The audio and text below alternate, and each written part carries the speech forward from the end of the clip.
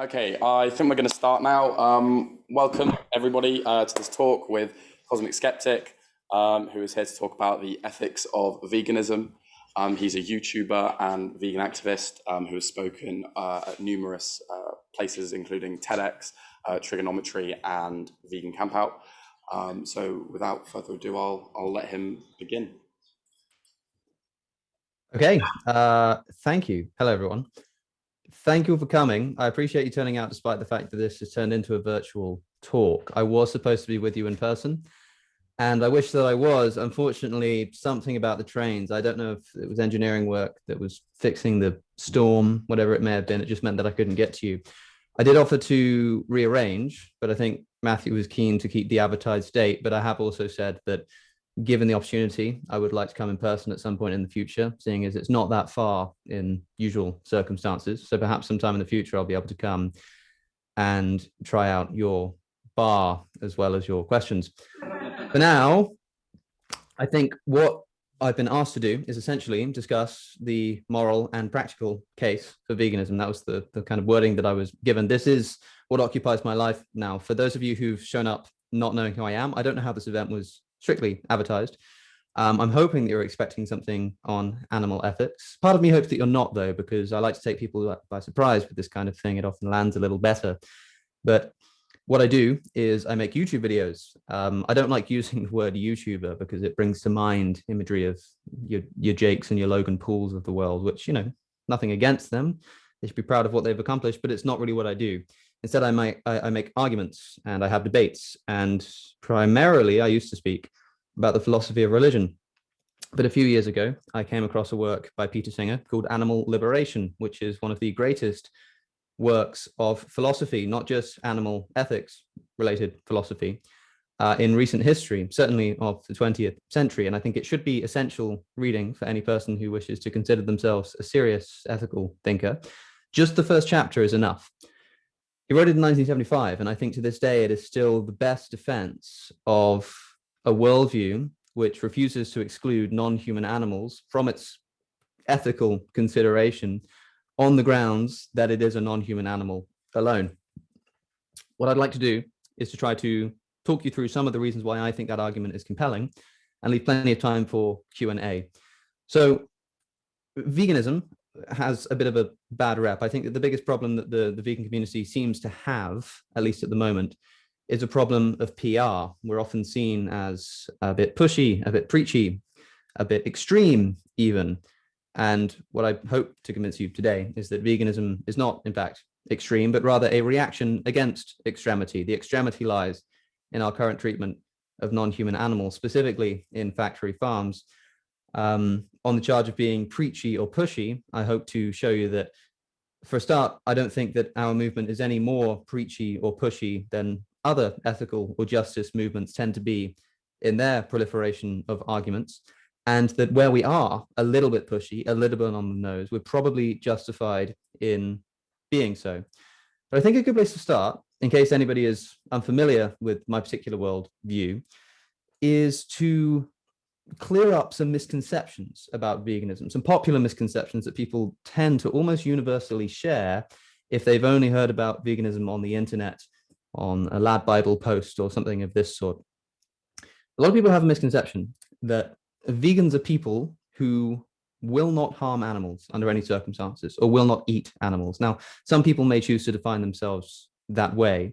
For me, veganism has a very specific ethical definition. The Vegan Society defines it as an elimination to the highest extent practicable of all forms of animal exploitation. I prefer to be a little bit different and say that the ethical veganism I promote is a minimization to the highest extent practicable, again, of all forms of animal suffering.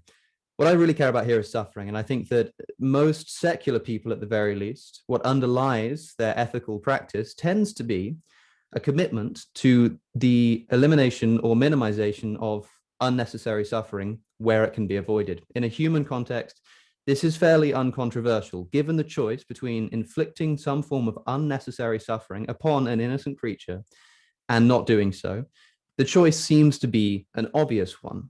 There are plenty of examples that we can pick to show that this doesn't just apply in the normal course of human intuition to human beings, but also to at least some non-human animals. There are two examples that I like to bring up in particular. One is a case close to my heart because it involves another YouTuber by the name of Brooke Houts, who I remember not too long ago, I saw had uploaded a video onto her YouTube channel, which was, it was the third video, I think, in her Bible study series discussing the Gospel of John. It seemed like it was going to be a perfectly innocuous video, and it was, seemingly from a perfectly respectable Christian. Yet when I looked at the dislike ratio, which was still a thing back then, it was absolutely flooded with dislikes. And not only that, but the comment section was filled with vitriolic rage and absolutely nothing more. And she was hemorrhaging subscribers, losing thousands of them every single day.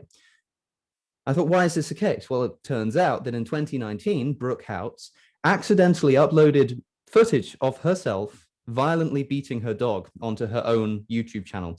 It was absolutely astonishing. While trying to film a video, her dog kept getting into the shot and being disruptive, to which she felt an appropriate response was to beat, spit on, drag, and shout at this poor dog.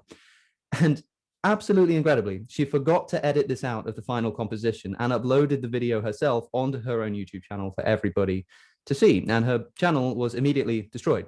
Nobody could even come close to considering forgiving her. And even to this day, even though she seems to have given up making YouTube videos now as a result of this, if you look at her comment section, it's still filled with the same stuff. We will not stand for animal cruelty, and we will not forget what you've done. This in mind, I want to present to you what I consider to be a moral paradox. And that paradox consists in the fact that an incalculably higher number of equally innocent, equally intelligent creatures are subjected regularly to far worse abuses than anything Brooke Houts' dog ever had to undergo in the production of most people's breakfast this morning, or in the production of our food in general. That is to say that the experience of that dog at the hand of Brooke Houts, which was enough to spark the ire of an entire online community and forever ruin her reputation, is nothing compared in terms of the suffering endured to the life of an average pig, say, in a factory farm. And these animals are killed to the tune of 1.5 billion per year. That's pigs alone, by the way. My thesis is quite simple, I think, which is that if a dog being punched in this way that I've described makes you angry and fills you with rage, I think you're right to be angry. I think that makes sense. But if we're going to apply a condemnation of unnecessary infliction of cruelty and suffering upon an animal, we must do so consistently. Another example is a more recent one in the UK. You may have seen plastered all over social media. The West Ham footballer Kurt Zouma, who, against better judgment perhaps, recently decided to drop kick his pet cat across his kitchen floor. Footage also emerged of him smacking this cat so hard that it flew out of the hands of the child that was holding the cat. Again, this sparked an incredible controversy. Everybody from fellow footballers to even the mayor of London himself, Sadiq Khan, appeared on Good Morning Britain, labeling Kurt Zouma a disgrace and calling for him to face criminal prosecution because of the fact that he kicked his cat. That cat was also confiscated by the RSPCA. Now, I just want to tell you a fact about pigs in UK factory farms. When a piglet is born as a result of forcible impregnation in the pig industry, that pig will usually, I should say often, have its teeth yanked out and its tail cut off without anesthetic. And this is to prevent these pigs from attacking each other later in life, which often happens as a result of distress from the conditions that they're kept in. But if these piglets happen to be too ill to be kept alive, too ill to be profitable, that is, then they will be killed. And one of the most popular ways of killing piglets who are too sick to be profitable is to take them by the hind legs, to smash their skull repeatedly into the ground until they die. This is known as blunt force trauma, or more colloquially, thumping. This may seem like quite a cruel way to dispose of a piglet's life, but it may reassure you to know that the National Pig Association has referred to this as an effective and appropriate way of humanely killing a piglet. Not only this, But this method of violently caving in a piglet's skull by literally smashing it into the concrete is officially proved as a method of slaughter for pigs who do not need to die and do not want to die by both Red Tractor and the RSPCA. That's the same RSPCA which confiscated Kurt Zuma's cat because he kicked it across the floor. Again, this seems to me an inconsistency. I think that if you have some kind of treatment, or I should say behavior or worldview, which either relies upon or allows for the existence of explicit contradiction, I think that reliance upon and allowance of contradiction is the hallmark of dogma, of dogmatic thinking, kinds of propositions and ideas which are not only unquestioned, but essentially unquestionable. And the dogma that I think we're dealing with here is that pigs are food and dogs are pets, and that's that. What I want to do is to explore why it might be the case that this inconsistency is in fact an inconsistency, because you may have already thought of some objections to why this is different. Eating meat is natural, kicking a cat is not. Farm animals are bred for that purpose. Kurt Zuma's cat was not. Kurt Zuma's cat was a pet, which has a different kind of social implication to being a farm animal. I don't think any of these objections hold, unfortunately. If you think that the thing that makes it wrong for Kurt Zuma to kick his cat was the fact that it was pet, then I wonder how you'd feel about him doing the same thing to a stray cat that he found on the street. If you think that the reason why it might be different is because farm animals are bred for that purpose, I ask you how you would feel if Kurt Zuma were to breed a cat purposely in order to kick it around, in order to practice for the FA Cup. I don't think this would make it any more just. If you think what makes the difference here is that eating meat is natural, whereas kicking around a cat seems a lot more unnatural, then I hate to break it to you, but there's simply nothing natural about a factory farm, which produces the vast majority, almost all of the animal products that are consumed in this country. The real strength of the vegan argument, and the reason that I've made it the forefront of my career, is not so much because I'm against animal death, but because I'm against animal suffering. And factory farming is an abomination that few people even try to defend, and yet still continue to support, economically speaking. The real strength of the argument, in other words, is against factory farming. Although there are some interesting ethical concerns about taking the life of an animal, even painlessly, that doesn't need or want to die, the real strength of this movement is in its opposition to factory farming. A lot of people tell me when I make an argument that eating these products may be wrong because we're contributing to this kind of cruelty towards animals, that, well, this is why I try to make sure that I get my meat from an ethical source. I try to make sure that it's free range, it's organic, it's Red Tractor approved, it's RSPCA assured, and this kind of thing. I mean, the first thing I like to ask such people is, where are you getting it from? I mean, like, what brands are you using? What supermarkets are you shopping in? Because if you're shopping at the supermarket, if you're buying products that have egg or milk as an ingredient, if you're going to a restaurant, if you're going to McDonald's and Burger King and KFC, if you're going to any of these places, you're paying for factory farmed products.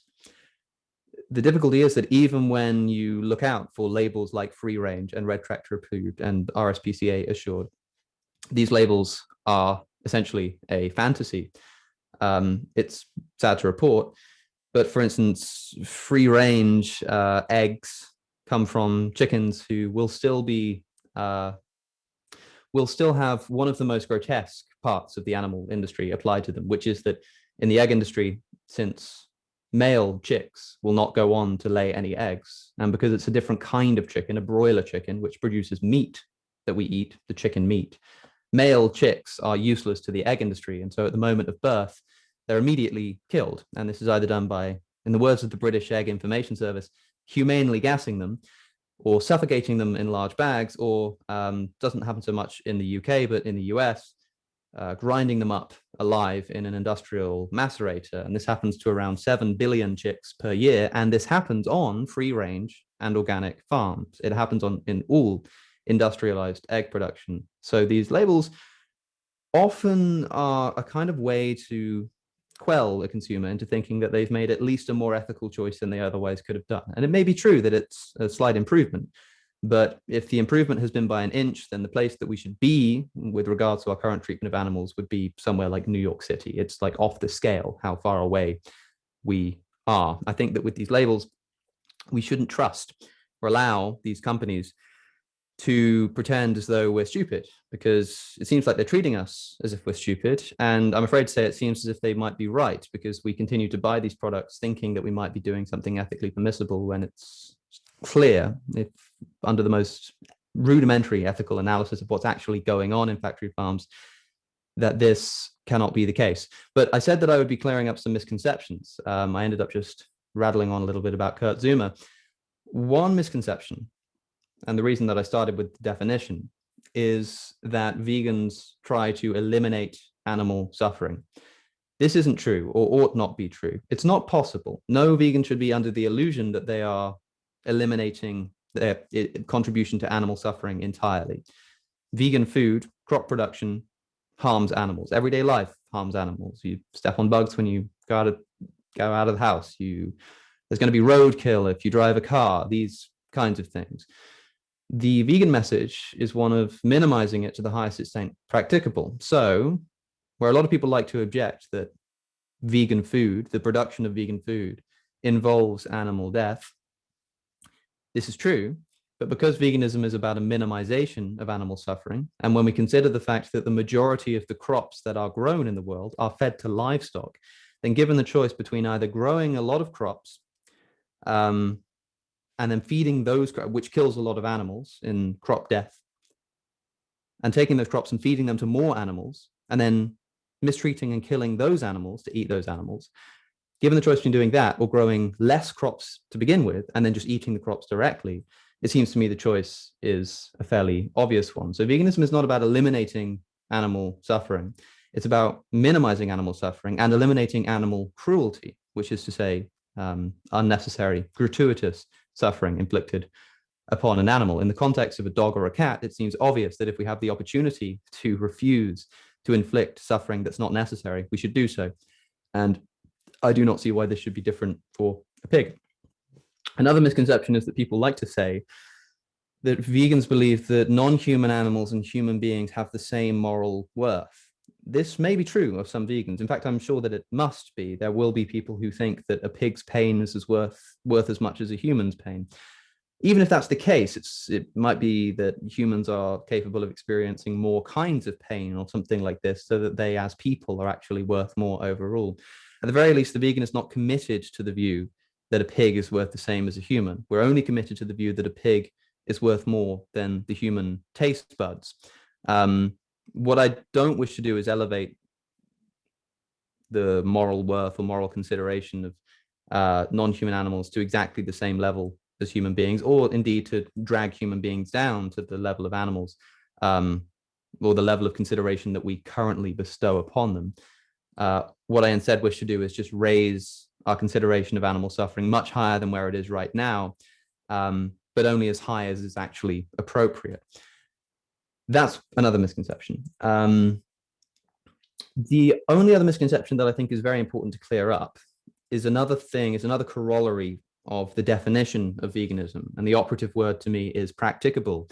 And I like to use the word minimization rather than elimination. That's another distinction I have with, I think the Vegan Society uses the word exclusion. I like to use the word minimization to really press this point home, which is that if I'm arguing with somebody about animal ethics and they say that it's unhealthy to be a vegan, the response that tends to come is something like, it's actually perfectly healthy to be a vegan. Every nutrient that you need to live a healthy life can be found on an adequately planned vegan diet.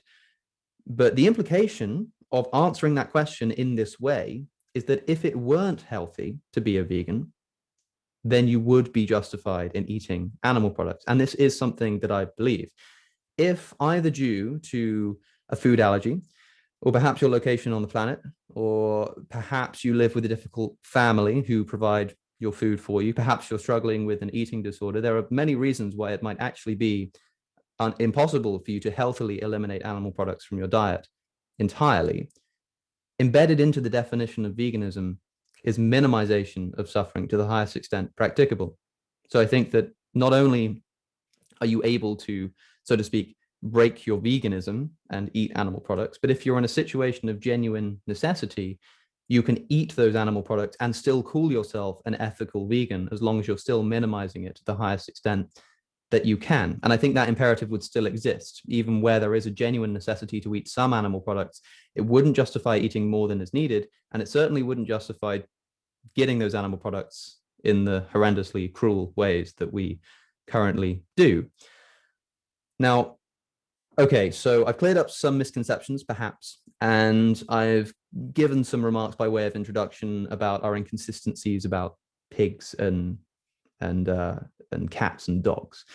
But I think the question really remains, what is the positive case here? Why is it that we should care about animals entirely? What if someone just doesn't care about dogs? And indeed, there are many places in the world today where people still eat dogs and treat them in ways so cruel that it mirrors or competes with our treatment of pigs and cows and chickens in this country. Well, I think a good place to start with this is where Peter Singer starts, which is with an analysis of the moral principles that most of us already hold. We don't like to discriminate on arbitrary grounds. This is the basis of an opposition to sexism and racism and homophobia and all of these other kinds of justice movements. The idea is not to deny that there are differences between people, but to deny that those differences are in some way ethically relevant. Okay, men and women are not the same. People are not the same as a whole, right? People have different skin colors, they have different proportions, they have different height averages. There are all kinds of different things about them. But the point is, or to be, say, anti-racist or anti-sexist, is not to deny that these differences exist, but rather to say that the differences are not morally relevant. I think one of the best arguments to get this point across is to talk about a line of argumentation which has been called name the trait. It's also sometimes referred to as the argument from marginal cases. That's the kind of Peter Singerian version. It's slightly different in its phraseology. I prefer the name the trait formulation, which I'll present to you now. We begin by imagining something which we already consider to be immoral. At least I would presume that most people in this room do so. And this is a good place to start because we don't actually now need to make an ethical argument. We just need to make an argument from descriptive inconsistency. So let's begin with something we would all consider to be immoral. If I were to take a human being and force that human being into a gas chamber, let's say because I liked the way that that human being tasted. Or if you don't like the taste, swap it for one of our other senses, like sight or hearing or something like this. And that's why I'm forcing a human being, an innocent human being, into a gas chamber. We would consider this to be immoral.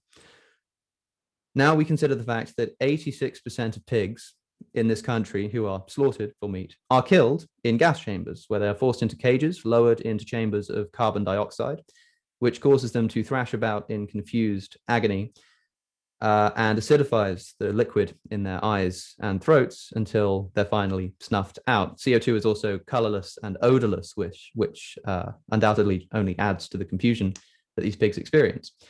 Now, here's how the argument goes. We take this human being in the gas chamber and we say it's immoral to put them in there. Now, let's say that I change the human being's skin color. He's now got pink skin. Is it okay to force him into the gas chamber? No. Clearly not. This isn't an ethically relevant difference. Okay, let's take that human being's arms and turn them into legs. Can I now force that human being into a gas chamber? No. Okay, let's take this human being's intelligence level and drop it. Let's make this human being very unintelligent. Let's give it the intelligence level of a pig, let's say. Can I force this human being into a gas chamber? Still no. I'm certainly not about to start justifying forcing human beings into gas chambers on the basis of intelligence.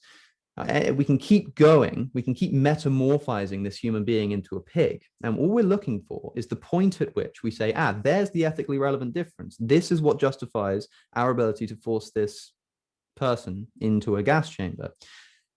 Because what we end up with is this being, which was once a human, which we've made a bunch of changes to, which is now this four-legged, pink-skinned creature with a curly tail that thinks like a pig, has the intelligence level of a pig, experiences the world as a pig. And yet we've never reached a point at which we say, okay, now it's okay to force them into a gas chamber. Even, by the way, for a better reason, even for like the winning of a war or the buttressing of the economy or something like this. Even for those reasons, we still wouldn't get to a point where we say this is okay to force this person into a gas chamber. But we're doing this for the sake of taste pleasure, and taste pleasure alone, which is something I can get onto in a minute as well. Okay, so we've got this human that we've metamorphized essentially into a pig, but we still think it's wrong to force them into the gas chamber because no ethically relevant difference has been found. But we have an identical creature over here, which is the actual pig, which the vast majority of us regularly pay to be forced into a gas chamber on a regular basis. Now, to me, this seems to be a contradiction. That is to say, it's not an ethical point anymore, right? We've started with a granted ethical premise, which is that forcing the human being into the gas chamber is wrong, is unethical. And all of the kind of argumentation that we've done here, all of the steps that we've gone through have no moral component. They're just descriptive. And so what we end up with is a just descriptive inconsistency. That is, if you think that this being, which we've metamorphized into a pig, it's permissible to force them into a gas chamber, but there's an identical creature over here that we think it's impermissible to force them into a gas chamber, or the other way around, I should say, then what you're dealing with is taking a creature which you simultaneously think it's permissible and impermissible to force into a gas chamber at the same time, which is a flat contradiction. It's not some kind of subjective ethical principle that, you know, could be remolded. It's flatly just a contradiction. So this argument is essentially a reductio ad absurdum. It says, look, I mean, let's follow this kind of line of reasoning. Let's see what we end up with. And we prove it by negation. We show that if we use this line of thinking, we end up with a contradiction. And so something must have gone wrong. And if that's the case, then it is wrong to force these animals into gas chambers for the sake of our taste pleasure. But that's what we do to the tune of billions per year. And that's just pigs. By the way, I think that pigs potentially have it. I don't know if they have it the worst. It's actually quite difficult to quantify these kind of things, but I'll let you make your own mind up. When it comes to chickens, chickens are the animals, the land animals that we kill the most of by far. We kill about 180 million chickens every single day for their meat. As I've already mentioned, around 7 billion male chicks are gassed, suffocated, or ground up alive by the egg industry. Here's a fun one. Since I started this sentence, around 150,000 wild fish have been caught from our oceans. It's about 4 seconds it takes for 150,000 wild fish to be caught. In the space of 2 minutes, that number will have risen to 3.6 million. Let's talk about the dairy industry for a moment. And I'm just kind of brushing through this because it's occurred to me that while I've been making these arguments, some people may be unaware of the practices of factory farming. When it comes to milk and cheese, because a lot of people want to know what's wrong with dairy and eggs, as well as the meat industry. We've already talked about eggs, but in the dairy industry, cows will be forcibly impregnated to make them start lactating. When the calves are born, that calf will be separated from that mother so that we can take the milk for ourselves. Now, this causes the same kind of psychological distress that it would do if you did it to a human being.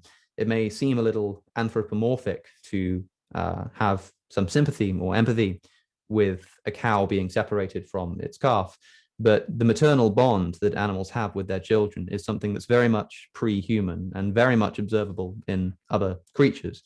And perhaps the worst part is that because these animals aren't capable of communicating with us in the same way that another human being would be, they're not only agitated and agonized by the loss of their children, but also confused by it. They don't understand why it's happened.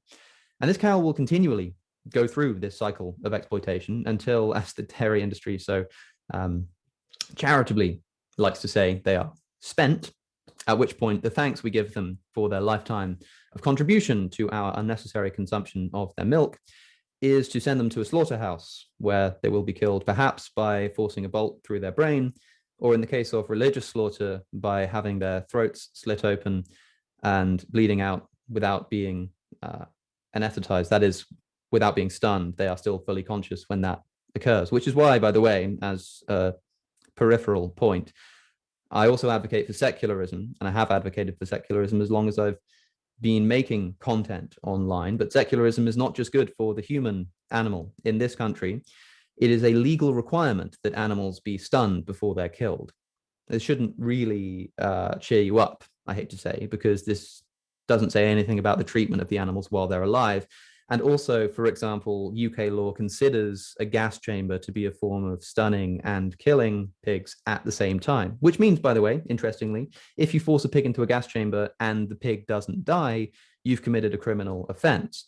It has to die for it to even count as stunning in the first place. So these animals have to be stunned. And even that law is it's followed in quite a rudimentary and unsatisfactory way. But even this most basic protection that this country affords to animals is something that can be avoided if the animal is being killed for religious slaughter, for halal or kosher meat.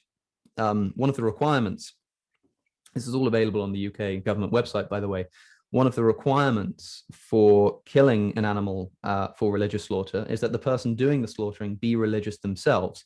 So if you want to kill an animal without stunning it first, you have to be a Muslim or a Jew.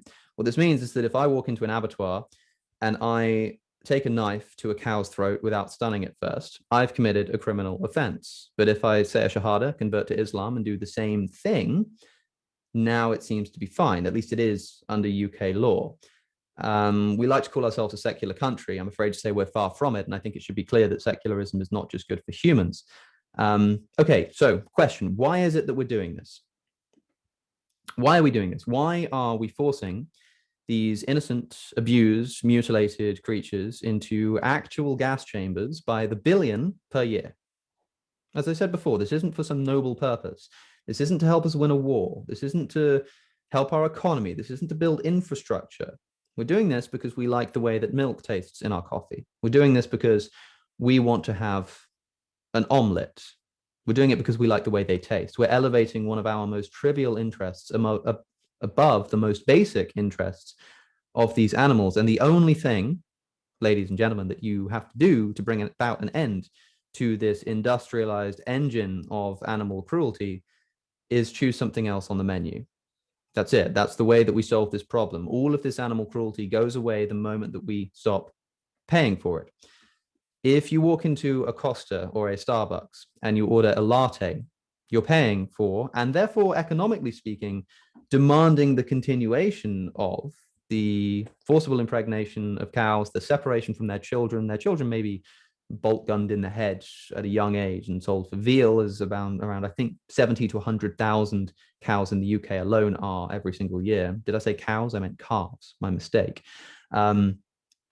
And that cow, as I was saying, will repeatedly go through this until eventually being sold to a slaughterhouse herself. Whereas if you walk into that same Starbucks or Costa and add a single word, I'll have an oat latte or a soy latte or a hazelnut latte or an almond latte or one of the myriad options now available to us. None of this happens on our dime.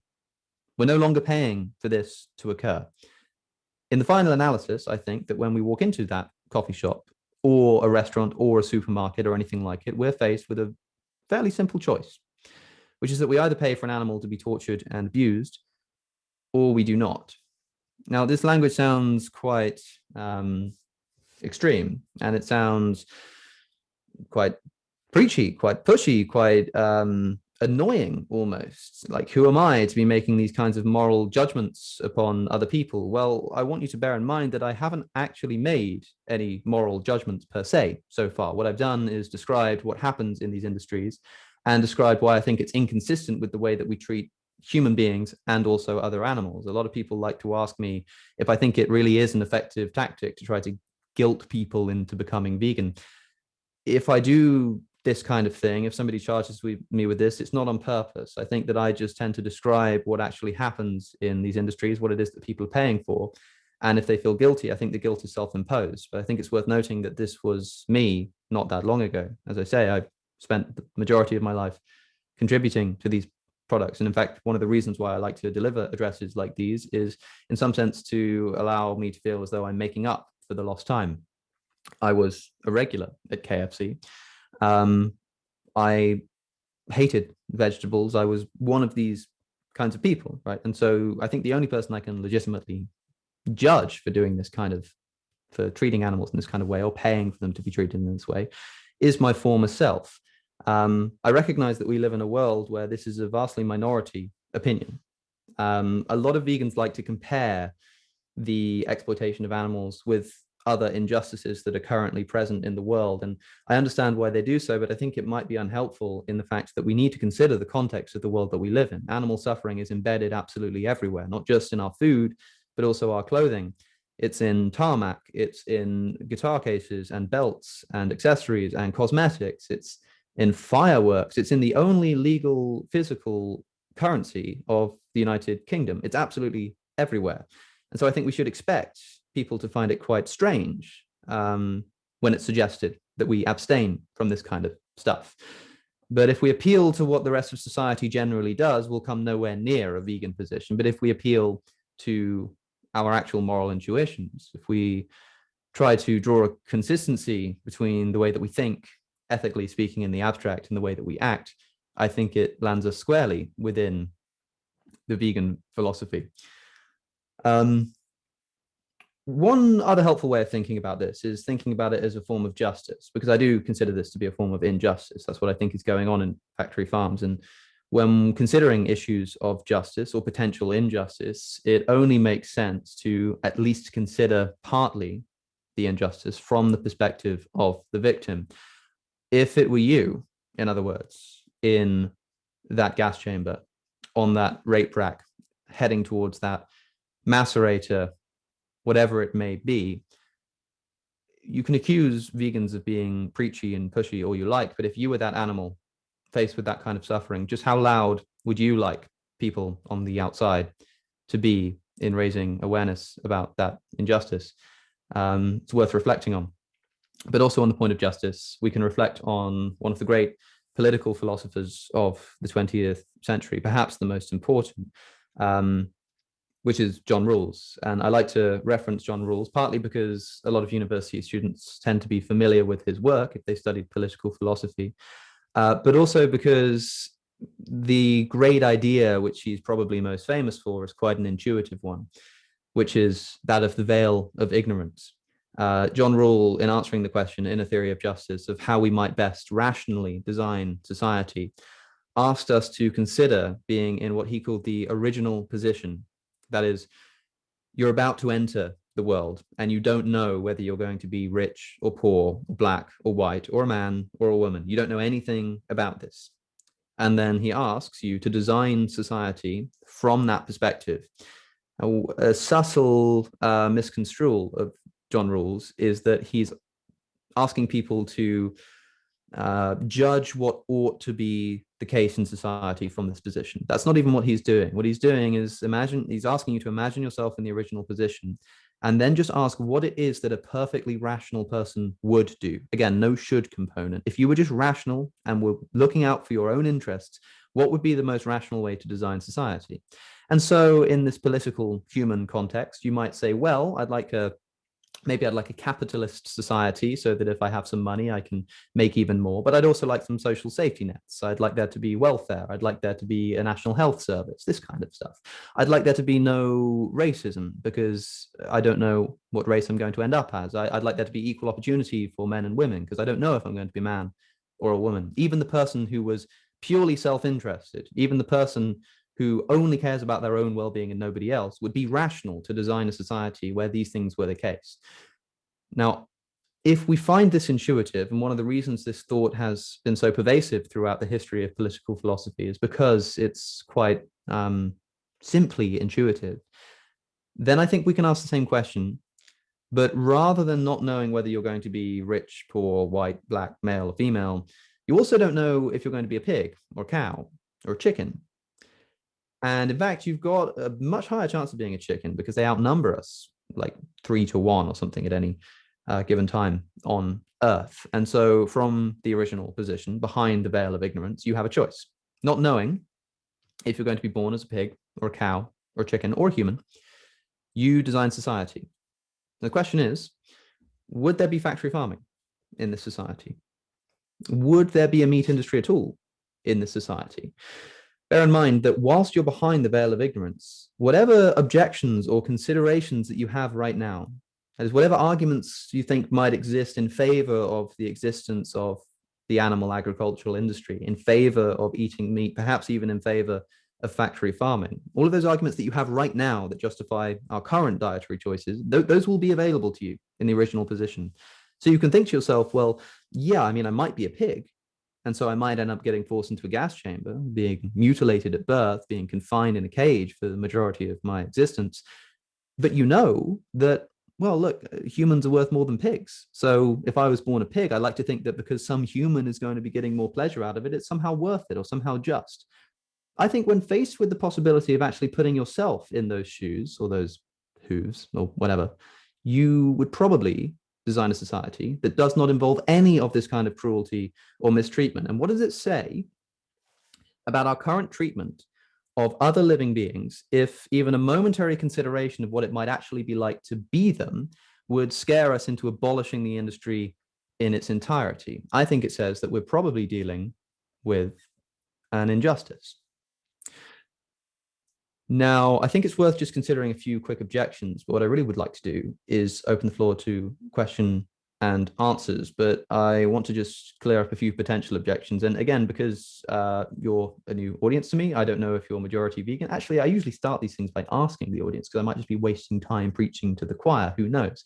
But because I don't know, I want to cover some fairly common, let's say basic objections, and then we can move on to your specific questions. One thing that people often like to consider is that there's some kind of difference in the ability to feel pain between humans and other kind of animals, either that animals don't feel pain at all for whatever reason, or that they somehow feel less pain. The idea that they don't feel animals at all, I think is a fantasy. I think doesn't make sense. The only way of arguing this case that is taken seriously is the idea that there's something about a human being's ability to abstract, or something about a human being's ability to be aware of the fact that they're in pain that makes it suffering. Some people like to argue that animals are capable of feeling pain, but they're somehow not aware of the fact that they're feeling pain. I don't think this makes any sense. I think that pain, by definition, is an experienced phenomenon. If you don't think you're in pain, that just means that you are not in pain. And if you think you are in pain, then you are. It's not possible to think that you're in pain but not be in pain, or vice versa, because that's just what it means to be in pain. On the charge that animals somehow feel less pain than other human beings, it's worth considering why this might be the case. Now, I think the general intuition is that, well, human beings are capable of kind of intellectual pains that other animals are not. Pigs don't worry about their taxes, for example, as a trivial example. But of course, there are going to be more things like this. They don't really worry about kind of being cheated on. They don't worry about their status in exactly the same kind of complex way that human beings do, things like this. But it's worth bearing in mind that most of the abuses that take place in factory farms are physical pains.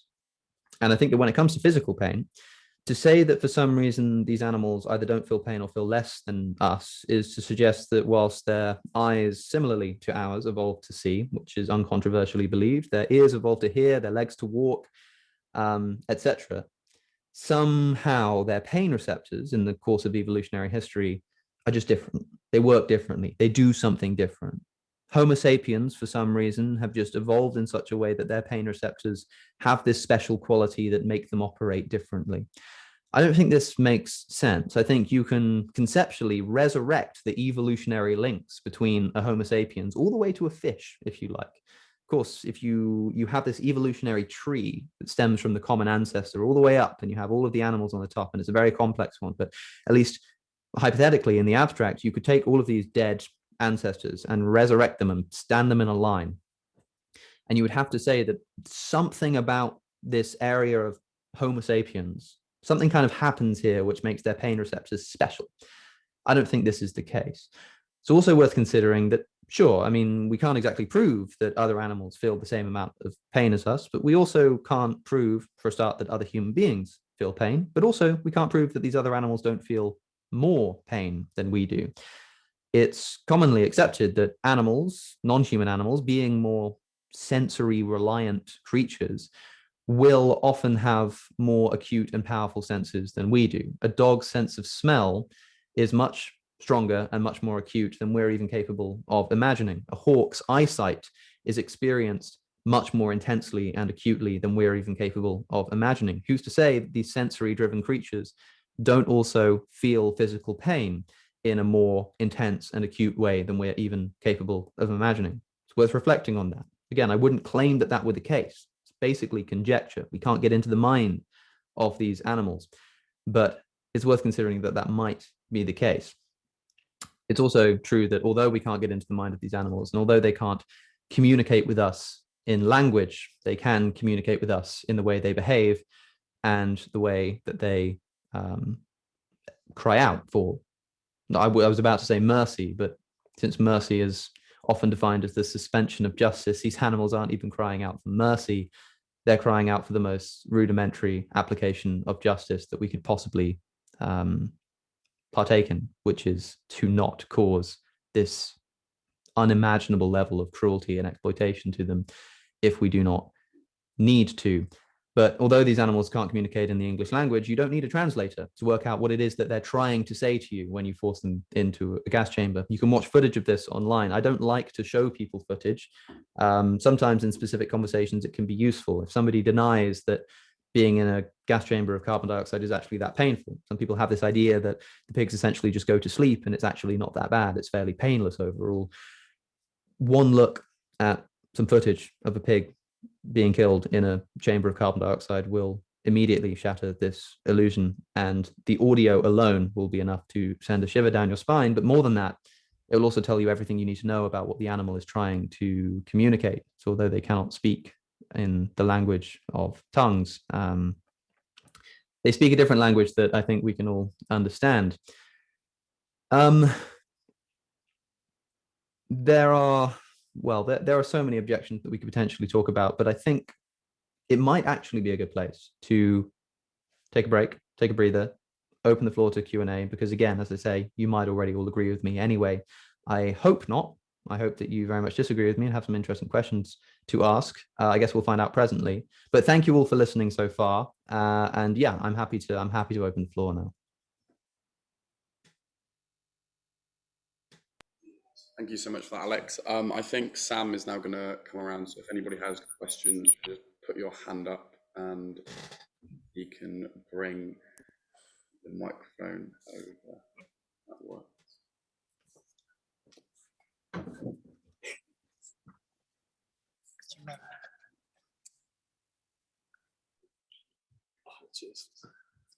Hello. Oh dear. Sweet. Is that better? Yeah. I suppose back to your earlier point of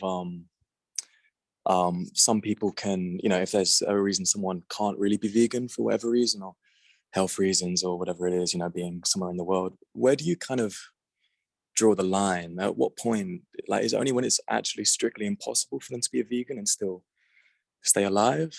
Where can you kind of draw the line and say, oh, at this point it's all right? At this point, no, you actually have to be vegan. That's that's a wonderful question. I think it's the question to ask. How do I? Oh yeah, I think everything got unmuted. Are we okay? Can everybody still hear me? Fantastic. Yeah, I think that is the question to ask about the definition of veganism. What does it mean to be practicable? This is something that unfortunately I don't think I have a very good answer for. I think it would be something like ability to live without significant discomfort. It's a difficult thing to quantify, but I think anything that causes some kind of illness or distress or something of this sort that basically places you below a neutral position of experience. So I'm trying to think how best to word this, but I think ultimately it's going to be something that the person's just going to have to decide for themselves whether something is actually practically livable. It's also going to depend on like their job. It's going to depend on where they live in the world as to where that line of practicality is going to be drawn. I think that for the majority of people, it is actually the case that the highest extent that a person can eliminate animal from their diet, I mean, the majority of people probably in this country, I would say in inner cities in this country, is quite squarely falls within eliminating it entirely. So wherever that line would be, it would be somewhere outside of what we're all capable of doing anyway. I think essentially if it's going to make you ill, to eliminate animal products, then there's a permissibility to eat these animal products. There are lots of different ways that a person can become ill. And there's obviously going to be a bit of a gray area as to what counts as illness. Like, for instance, I don't know, hypothetically, if the only way to eliminate animal products from your diet is if you kind of knocked a foot off your height. Let's say that by kind of going vegan, you become a foot shorter or something like that. That's a bit tricky because it's like, well, sure, okay, like you shouldn't really care about your height to the extent of being willing to inflict suffering upon an animal, but I think that might be the kind of thing where we would say that I think that overall as a society we might still have an obligation to do it, because although it kind of changes us significantly or has like an effect on us and our bodies and whatnot, it doesn't actually diminish our well-being. Certainly not comparably to the way that the animal that we'd have to kill in order to eat them would be diminished in their well-being. But even compared to other human beings also doing the same thing, the amount that it's diminished wouldn't be that much. But you can tell that I'm not entirely clear on this. I think this is actually something that I'm planning to when I first went vegan, I spoke to the person who is probably the face of like online vegan advocacy, which is my friend and colleague Ed Winters, Earthling Ed, who's just produced a new book. This is actually the question that when I have him on my podcast again in about half a month's time or something like this is the question that I want to reflect on. For me, I think that you're just going to have to basically make a decision meal by meal, which is like, in this particular instance, am I able to get all of the nutrients that I need to live adequately healthily? And if you consider it not to be so, then I think you're justified in eating that product. You might be wrong. You might be wrong about what actually constitutes a kind of minimal level of health, but it's so difficult to speculate on other people's medical positions. It's just kind of an impossible question to answer except for yourself. But honestly, I think that I'm going to spend the majority of that podcast reflecting on this particular question, and I'll have a more specific and better answer for you. I think that if we don't know what the answer is, which is essentially the position I'm in, as you can probably tell, what I think we should do is treat it in the way that we treat most areas in which there are moral gray areas, where we have a kind of paradox of the heap, where we're not sure where this line of practicality is drawn, but we know that this is practical, this is impractical, and it's somewhere in between. What I would say is identify that gray area, identify its width, and then basically err on the side of complete caution. So if there's something that you're not really sure about, like the height thing, then err on the side of caution and do it. That's the kind of rule of thumb that I would use. But I think that in everyday practice, for most people who don't have diagnosed health issues, it's incredibly easy to get every nutrient that you need to be just as healthy as certainly probably healthier than the average UK diet, and just as healthy as a well-planned meat-based diet. For most people, this won't even be a question that needs to be answered. It's not a question that needs to be answered for me, because I know that I can live perfectly adequately healthily. It's going to depend on the specific health issue that someone's facing. But if you have an example of the kind of thing that somebody might be using as a justification to stop them from eliminating these products, we can certainly reflect on whether we think that's justifiable or not. But I think that's a much better reason than something like taste pleasure. I think that much should be obvious. But yeah, I'm quite unclear on that question. But I think that the way that I live and the way that most people that I interact with in cities live, the most that you can practically eliminate these products is entirely.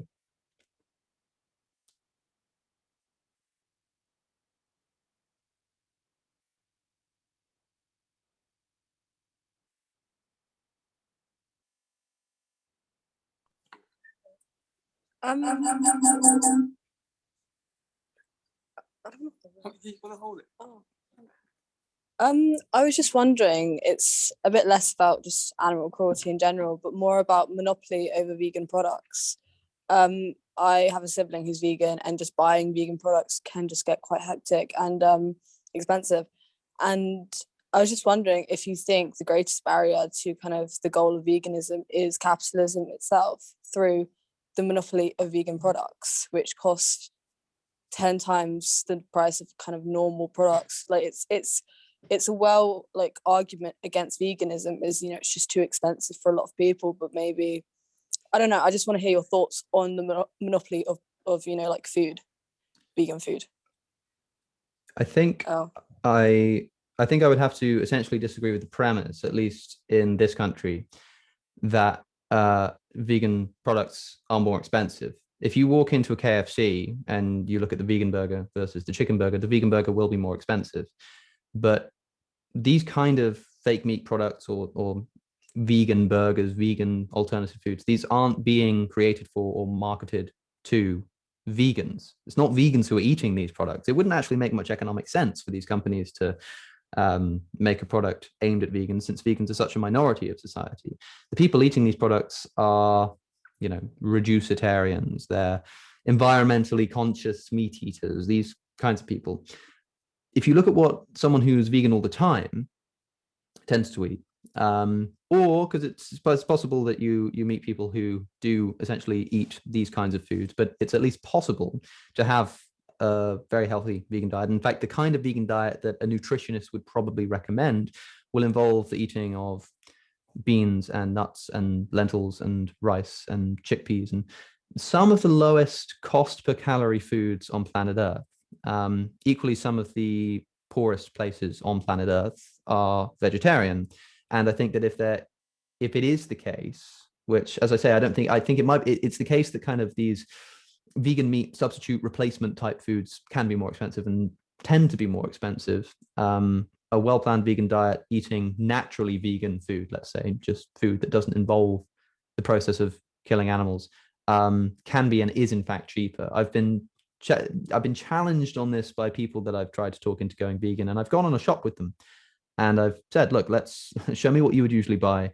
We'll find alternatives to make up the same kind of nutritional content. And if there's a disparity in the price, I'll pay it for you. And I've never had to shell out a penny. I think that if you know what you're looking for and you plan things appropriately, it can be even cheaper. But if it were the case that it were more expensive, again, this would be the kind of the kind of excuse that would fulfill this criterion of impracticability. If genuinely you cannot afford to be vegan because it is, in whatever place you're living, actually more expensive. There are places in the world where we know this is the case. If you're an Inuit living in northern Canada, it's going to be very expensive to import vegetables versus just going out and hunting an animal or something like this. In which case, yeah, I think that practically speaking, there will be a permissibility to eat these products, of course, if it is actually genuinely too expensive. But I don't think that's the case in like UK supermarkets, for example. There was one more thing, which is that one of the reasons why animal products are so affordable in this country is because of government subsidy. So if we were to redirect the government subsidies that we're already dishing out to the animal agricultural industry and redirect them into plant-based farming, this problem would be solved. And this is where we need to have a discussion about the distinction between individual responsibility and corporate or governmental responsibility, which is a difficult argument to have, but one that I think we can focus on this particular area of government subsidy. Not long ago, the charity Surge made a campaign to make people aware of the fact that the dairy industry had spent £100,000 of UK's taxpayers' money on advertising for the dairy industry. Taxpayer money going on advertising for what was probably a dying industry. Another example I can think of from, I think, the same campaign is that sheep farming, for example, in Wales would not exist without government subsidy. And these products wouldn't be so inexpensive if it weren't for government subsidy. So here I do think there is a responsibility on the government to redirect those subsidies into more sustainable and ethical forms of agriculture. So I don't think it is the case that if you go into an average UK supermarket, it is going to be more expensive to find an adequately healthy vegan diet. But even if it were, I think that can be solved by the redirection of government subsidy. And if it can't, then I think that's the kind of thing that would grant permissibility to eating animal products. Those are kind of like the three options. I'm either like wrong about it being less expensive, in which case it would function as an excuse, or the other branch of that tree is that the reason why it's more expensive will have lots to do with government subsidies, and we can redirect them.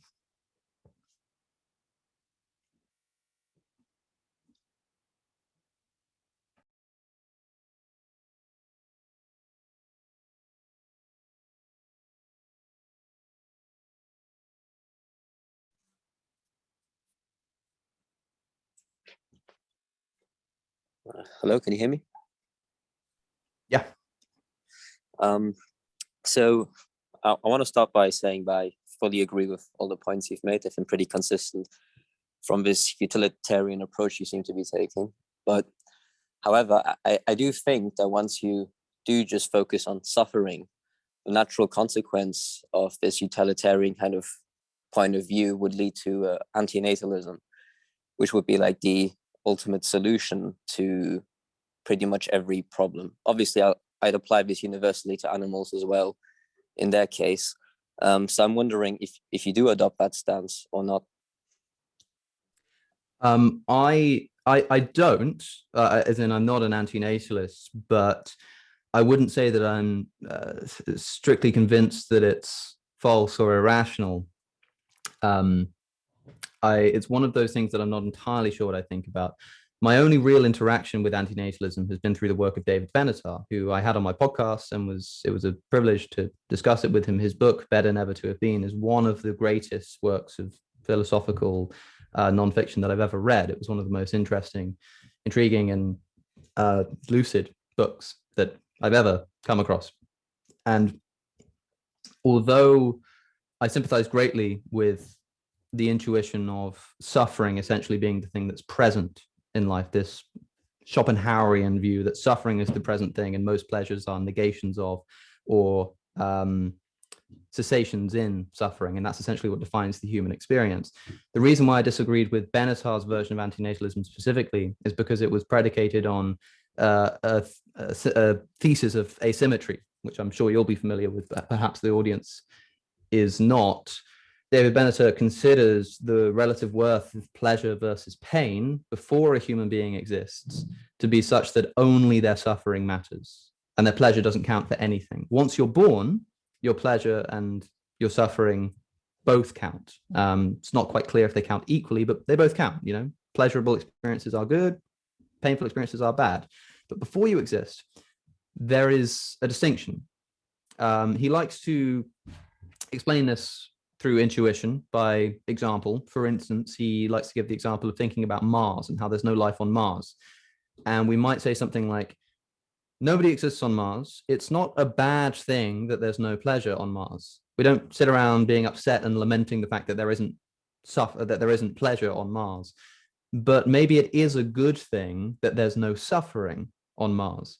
So for those kind of conditionally identifiable people, those logically possible people who could exist but don't, the fact that they're not suffering is good, but the fact that they're not experiencing pleasure is not bad. In other words, the only thing that counts is their suffering. So Benatar's position is that if you are about to bring a human being into existence who will experience 99% pleasure and 1% pain, you know, you experience a life of pure bliss, but you break your fingernail at one point, that life is not worth beginning. In fact, it's an unethical thing to do to bring that life into existence.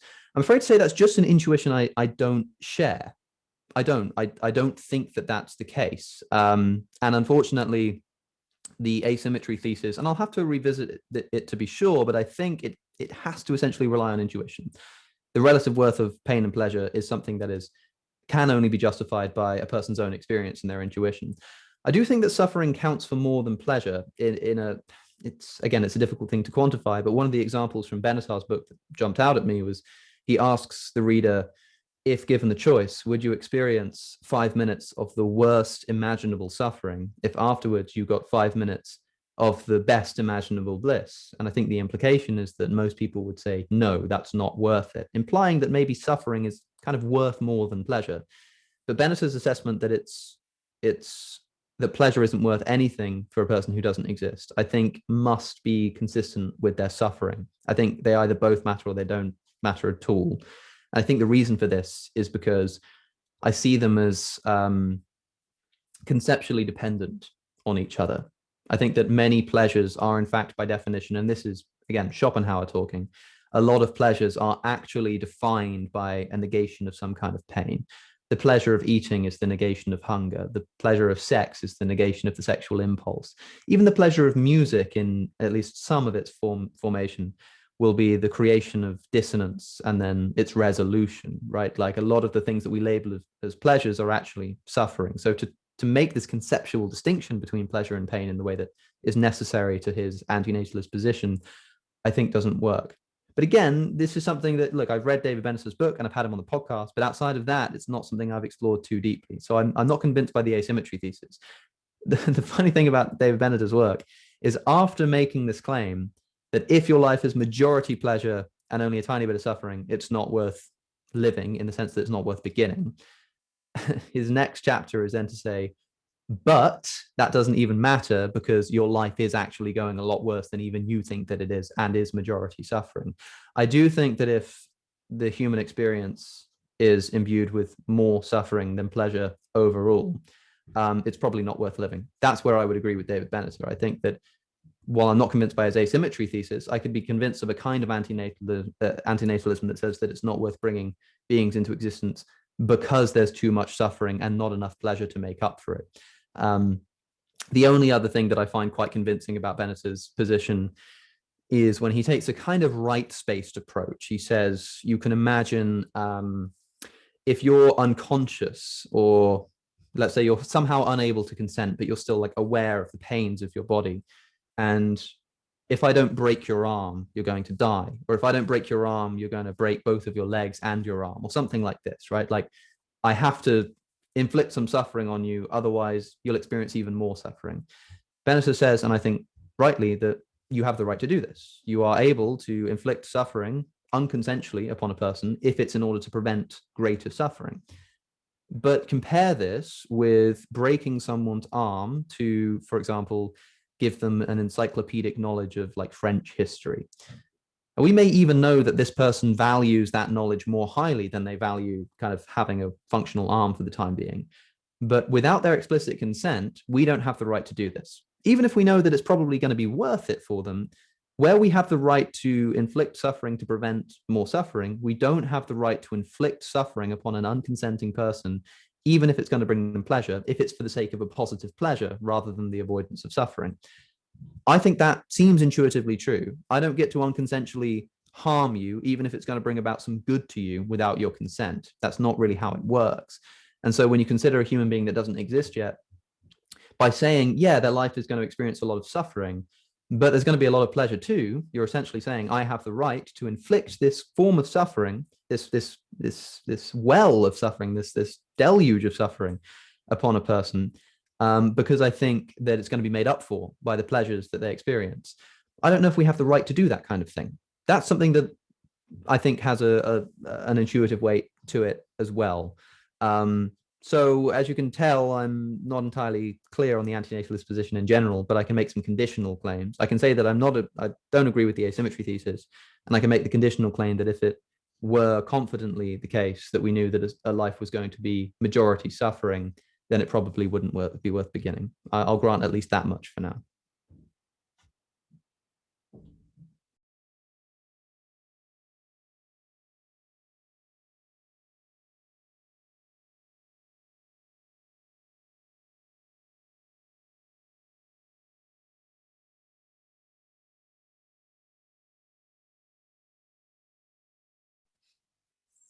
Okay.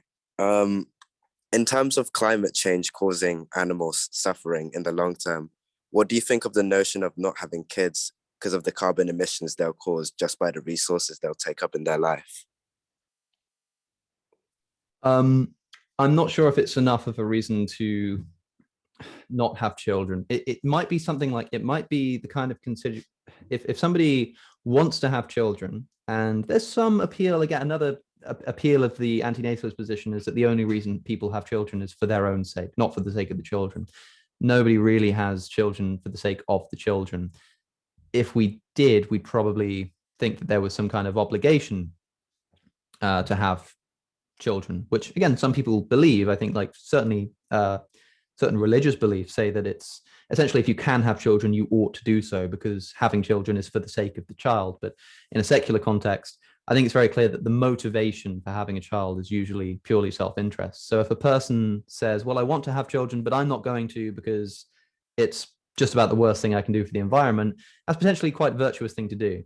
But I don't think it's enough to instill an obligation not to have children, especially when there are other ways that we can attack the climate crisis that we haven't even tried, let alone successfully installed, which would be a lot less serious and a lot less revolutionary about the way we think about family life and human life, because in many cases, having a child is just about the most significant thing you'll ever do in your entire life. And so to create an obligation to not do so is to essentially change the human experience. That's going to take a lot of justification, a lot. And you say that the climate crisis is going to affect non-human animals. That's true, but it's also true that our exploitation of animals in factory farms is one of the driving causes of environmental catastrophe. Rather than stop breeding, there are about 8 billion human beings on planet Earth. As it currently stands, like, sure, we could stop having children to try to offset the environmental crisis. We could also stop bringing into existence 80, 90 billion land animals every single year, creating their own emissions, but also producing emissions involved in the industry itself, the transportation, to give one example. I think that's probably a better thing to try first. It's unclear what's going to be enough. Like, if we abolished the animal agricultural industry as it stands right now, I think it would do a lot to offset climate change. If we did that and also moved away from fossil fuels and also did all of the kind of things that you generally hear as talking points with the environmental movement, we'd be off to a good start. And we might think to ourselves, we don't actually need to do something quite as radical as not having children. But I think that when faced with the world where that's simply not happening, and you know that one of the things that you can do most significantly as an individual to offset your environmental footprint is to not have a child, I'd say fair enough, but I wouldn't say that there's an obligation not to do so. As I say, I think it's such an important part of the human experience that it requires more justification than that, especially in a world where there are other options available to us.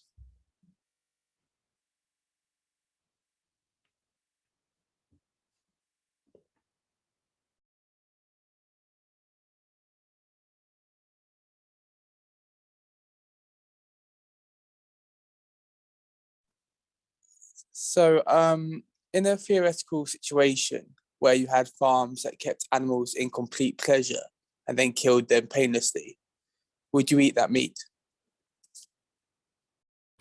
I have upset a lot of my vegan followers, friends, and colleagues by implying that I would. I think that as long as we're being consistent in our kind of treatment of these animals with the way we would treat other animals and also human beings, it's not a problem. As I tried to emphasize, my real argument is against inconsistency. And so the way that people object to this, because when you're talking about animal suffering, this is a question that comes up. Well, what if we just gave an animal a good life and killed them painlessly? Can I eat that meat? It's like, okay, well, would you do the same thing to a human being? And that's usually kind of brought up as like a point. It's like a jab back. It's like, well, you wouldn't do that to a human, so why would we do it to another animal?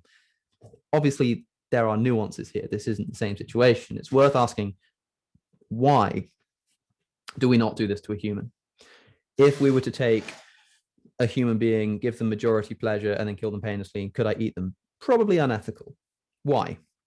It's not bad for the person who dies. Death isn't bad for the person who dies. And especially if they're killed painlessly and without knowing that they're going to die and they've had a good life. If anything, you've probably done them a favor, at least on a kind of crude analysis of pleasure and pain.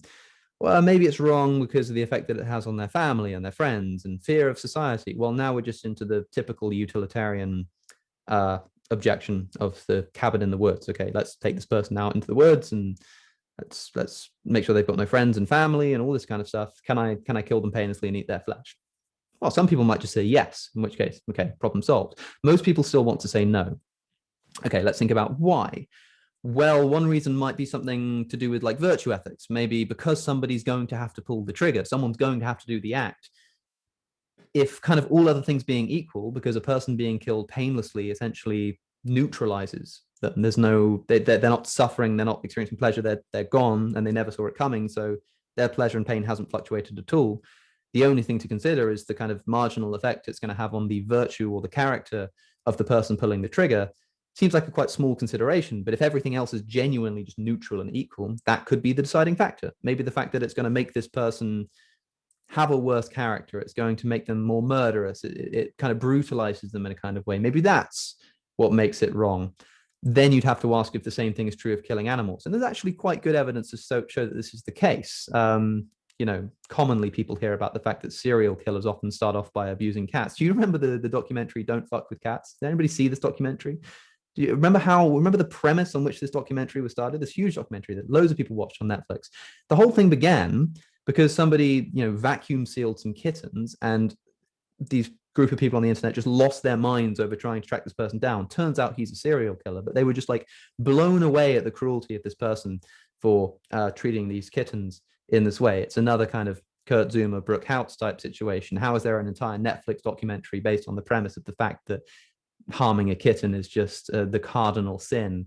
And yet people seem to be fine with the animal agricultural industry. I find that quite interesting. But yeah, there's some evidence to suggest that those who harm animals, even like in slaughterhouses, even like legally, there's good evidence to suggest that it can have quite damaging effects on their psychology. There are some good documentaries and books that you can watch and read about that kind of thing. So again, maybe then that would make a problem for both. So again, if the reason why it would be wrong to kill the human would be for that reason, and that reason also applies to the pig, then even in the case where killing the pig painlessly, it might still be something that's unethical to do. You might say, well, the pig's going to produce some pleasure for another human when they eat their flesh. It's like, well, just imagine that the human being who's being killed will also be eaten and see how you feel. I think as long as you're being consistent, you're going to be okay. I think that the main reason that people would say that it's wrong to kill the human being is via some kind of appeal to the concept of rights. Whether they believe that rights actually exist, maybe they're like an objective list theorist, maybe they're a divine command theorist, maybe they're a Kantian, and I think it's like a derivative of the categorical imperative. Sure, they might think that rights actually just exist. Human beings have a right to life, and so to violate that is just wrong. A more kind of consequentialist analysis might say, well, rights don't actually exist. You don't possess this thing called a right to life. It's not a real thing that you can identify. But the concept of an institutionalization of rights, not just in law, but also in ethics, is useful to the extent that it increases utility over rule. So kind of like rule utilitarianism, right? It's like, okay, sure, in this particular instance, killing the human being painlessly might be permissible crudely because it's not causing suffering and may even be causing some pleasure from the meat it produces. But allowing that kind of thing to happen, the very act of saying that's permissible is itself going to have this second order problem of like, even if in this hypothetical situation, nobody knows the person's being killed, obviously in order to do the thinking, you have to be from this position of omniscience. The person doing the thinking has to be aware that this is a thing that is hypothetically done and permissible. So the very act of considering it to be ethical will instill within a people the same kind of fear or disturbance that comes along with it actually being, or not with it actually being done, but they'll, in order to actually grant your assent to the permissibility of hypothetically doing this, you're essentially saying, oh, okay, so human beings can be killed as long as they're killed in this way, which might make people quite fearful or disturbed. I was trying to make a comparison to how the original response to this objection is to say, well, if we just kill people painlessly, people are just going to be terrified that it could happen to them. And then you say, well, okay, we'll make sure no one knows about it. It's like, okay, but think on a second order. thinking about the hypothetical even requires somebody to say, yeah, it's okay to kill some people. Even if you don't know it's happening in a particular instance, there's still that fear that it might happen to you. So a utilitarian can account for rights in that way. Like rights are this useful concept. They're what Brett Weinstein has called a metaphorical truth. It's something like the gun is always loaded. You have a right to life. No, you don't. But we're all just going to act as if you do, because overall that's actually going to be the best thing for the promulgation of utility. The gun is always loaded. No, it's not. But we're going to act as if it is, because that's actually just the best way to minimize potential suffering. This person is innocent until they're proven guilty. No, they're not. They're guilty from the moment they commit the crime. They don't become guilty the moment a jury decides they are so. But we're going to treat them as though they're innocent because, again, this is something that promotes utility. It's a useful thing to do. So the utilitarian can account for rights in that way. So what you have is this thing called a right to life, which is, even if in a particular instance, like a cabin in the woods, there seems to be no intrinsic problem with killing that person, this idea of having a right to life is useful enough that even in such instances, we're going to say that it's impermissible. Okay. So now let's apply that to non-human animals. Let's say it's wrong to kill the pig then, because a pig should have a right to life in the same way. Well, this is something that I'm not sure about. When I make them name the trait argument, that is, putting the pig in the gas chamber, considering their intelligence, considering their skin color, this kind of stuff, I say that there's no ethically relevant trait. Specifically, there's no ethically relevant trait that justifies unnecessarily forcing them into a gas chamber to eat their flesh. But some of these things, I think, are ethically relevant in a more minimal, restricted sense. That is to say that they're not relevant in a consideration as to whether to force a being into a gas chamber, but they might be relevant in determining, when forced, which being to prefer morally. So imagine you're on a desert island and you have to choose between killing somebody who's moments away from death already. Maybe they're very old, maybe they're in pain, maybe they're very unintelligent, whatever you want, like whatever you think's important. And you're either going to kill them or you're going to kill someone who's young and a promising medical student who looks like he's on his way to curing cancer or something like this. Okay. Those kinds of traits, like being alive for longer, contribution to society, when it's not necessary to kill either of them, these traits are not relevant in determining a point at which it's now okay to kill them. If it's unnecessary to do so, none of these traits matter. But in a situation where you're kind of forced to make the decision, I think these traits can become relevant, such as this desert island type situation. One of the things that I think that these kinds of traits can make a practical difference about is whether we ascribe a being this universal, inviolable right to life. I made a video about this recently, and there have been some responses which a lot of people were actually very upset. It really surprised me. Of all the things that I've said, this is one of the things that upset people the most. I basically argued the case that non-human animals do not have a right to life in the way that human animals do. Of course, for myself, I'm treating rights as these kind of useful concepts, these contributions to utility. So, bearing that in mind, let's consider why I think that's the case. Well, as I said earlier, animals are killed in crop production. No vegan can completely absolve themselves of responsibility for killing animals altogether. The issue is that even in a situation of necessity, it seems like I don't really have an ethical permissibility, if you have a right to life, that is, to kill you in order to feed myself. If the only way for me to feed myself was to kill you and steal your food or something like that, or, use a kind of pesticide that kills human beings in order to, get you out of a particular area that I'm growing food on, it seems like that might be impermissible. It's complicated by the fact that maybe you've walked onto my land, but because non-human animals can't really have a conception of land in the same way, I don't think this can really be fair. Okay, so I don't get to kill you to get food even when I need to, because you have a right to life. Now, I'm not sure if I think this is true. I don't really know. Maybe there are situations in which it is permissible to kill another person in order to feed yourself or more people, like, the the boat that's somewhere in the ocean, and there's the ill cabin boy who's about to die of a disease. Like, can you kill him and eat his flesh? Like, it's ethically uncertain to me. But let's entertain this idea of rights, because again, what I'm trying, just to ground this, I know I'm kind of going all over the place, we're talking about why it might be different to painlessly kill a human and painlessly kill a pig. Because the original question was, would I eat a pig that had been painlessly killed?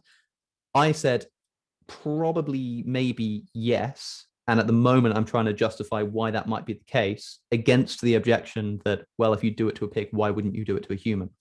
So I'm trying to justify that there's a difference here. And the difference is that if a pig has the same kind of right, or not a pig, excuse me, if non-human animals generally have a right to life in the same way that human beings do, then it would mean that even in a situation of necessity, I wouldn't be able to kill them in order to feed myself. But given the fact that animals die in crop production, and this might be contingent, this might not be a necessary fact about crop production. There might be forms of farming that could exist in the future that allow us to avoid this. But as it stands, you can't eat without being responsible for some kind of animal death. One of the objections that was leveled at me was that, well, there's a difference between kind of killing animals accidentally as a byproduct and killing them as the product. But although it is the case that like a combine harvester that accidentally runs over some animals is an accident, there is also the use of pesticides and actual habitat destruction straight up in crop production, which is a direct kind of doing rather than allowing or accidentally allowing these animals to die. We kill these animals in at least some circumstances in crop production. So if a non-human animal has a right to life in the way that a human being does, then in a situation of necessity, I can't kill them even when I need them for food. So what do we eat? Now, there are a few options you have here. You can either say, fair enough, let's be consistent. Non-human animals, I can't see a reason why they wouldn't have a right to life if humans do, and so I'm going to have to starve myself. I don't think this is fair. I think ought implies can. I think that most people are psychologically incapable of starving themselves for this kind of reason. So I think it would be unfair to say that it's obligatory to do so. So I wouldn't say that you should just kind of bite the bullet here and say, okay, then I should starve myself. Okay, so what are our other options?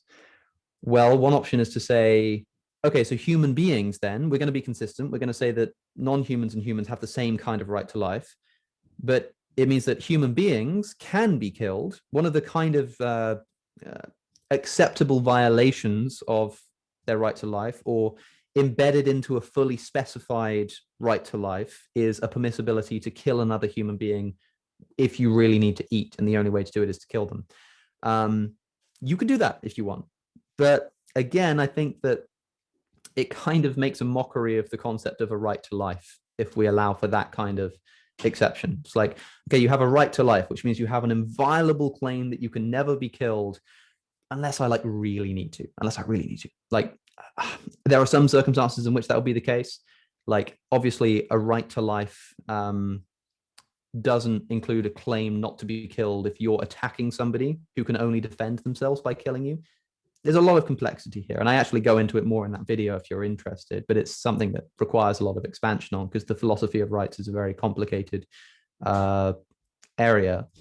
But again, to try and ground this discussion, if I were to defend eating animals that were killed painlessly and had a good life, the only objection that I'd run up across is somebody saying, as Jeff McMahon recently said at the Oxford Union, did you see this, by the way?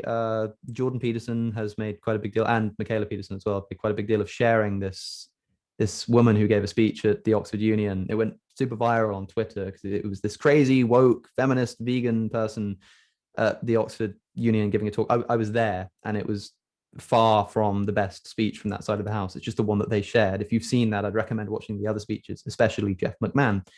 Jeff McMahon's response to this question in that debate, what about animals that are killed painlessly, was to say, but you wouldn't do it to a human. And so I actually got up and gave a speech at that debate, which you won't be able to find online, unfortunately, in kind of in favor of the meat side, but only because I was arguing specifically against this very point that Jeff McMahon made. And I made exactly this point. So if I were to try and defend eating animals who were killed painlessly, I would say it's because the reason why it's wrong to kill a human being even painlessly, even in a cabin in the woods, even if it's not actually going to affect their pleasure and pain, is because there's a higher order consideration of the right to life. That's the only thing that can really make it wrong on an essentially consequentialist, pleasure, pain-based worldview. The only thing that could make it wrong if there's no pleasure or pain involved is if there's some higher order consideration. The next line of the argument is to say, this doesn't apply to non-human animals. So that's the third option, by the way. You either starve yourself, you say that you can just kill human beings if you need to eat food. The remaining option, and I think probably the most plausible one, is to say that non-human animals simply don't have a right to life in the way that humans do. And if they don't, there's your difference. So that's why I would say, yeah, sure, I could probably see myself eating animal products that come from an animal that's been killed painlessly. And if somebody objects to that by saying that I wouldn't do it to a human being, I'd say that's because I believe in the useful concept of a right to life, which is inviolable, that non-human animals, which would probably include animals like pigs and cows, simply don't have. But as I say, this sparked the ire of a lot of the vegan community, or at least a small contingent of it. And a lot of them think I'm just wrong on this. And I'm happy to be talked out of that position. It may be that actually, yeah, they both have a right to life, in which case I would just find myself committed to the view that even in that situation, I wouldn't eat that product because I've violated some form of right, or I've done something that I wouldn't consistently do to a human. But as it stands, I think I'd probably be fine with it. That was a hell of a long answer to your question, but I really wanted to get across exactly the point I was trying to make. I hope that makes sense.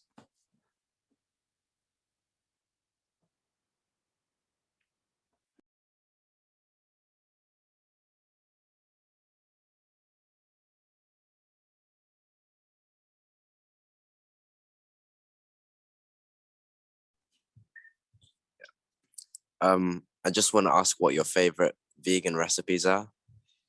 Yeah. Yeah. Probably like tomato pasta because it's so easy to cook. I'm not a cook. I'm really not. A few people have actually asked me on YouTube if I should. Thanks for coming, by the way. Those leaving. A few people have asked me if I would consider kind of making recipe videos or day in the life where I show you what I eat. I eat pretty terribly.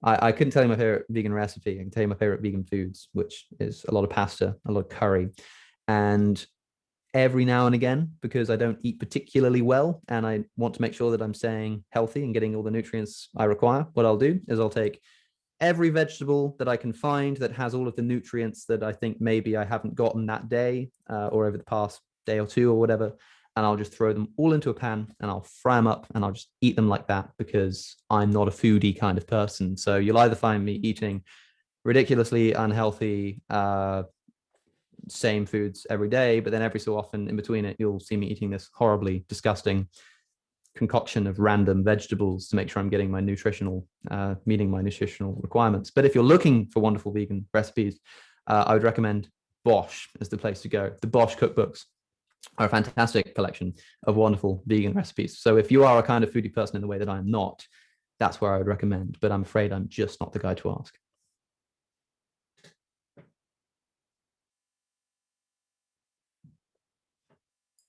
My other favorite vegan meal would be, you know, a slice of bacon from a pig on a desert island where it's genuinely necessary for me to eat it.